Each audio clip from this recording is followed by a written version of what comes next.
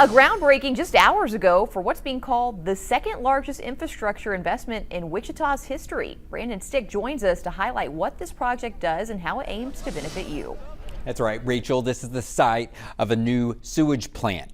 I should say it's the current sewage plant that is going to be revamped. Today's groundbreaking marks the beginning of years of improvements and additions to the treatment facilities. It's known as the Biological Nutrient Removal Improvement. The project that's been a long time coming. It's all about improving the Arkansas River water quality and increasing the treatment facility capacity for future growth. If you live in that area, you're quite familiar with another thing, the smell. And you'll be happy to know this project aims to improve that as well.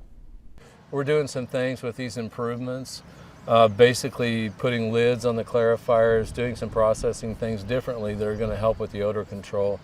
That part should be in place by 2026. Spent a lot of time talking to people in the neighborhoods and the areas that spend time down here, and they're certainly ready for that to happen. The price tag for this project, $357 million. That's second only to the current water treatment plant project. Crews will be working in that area through 2027. Brandon, thank you.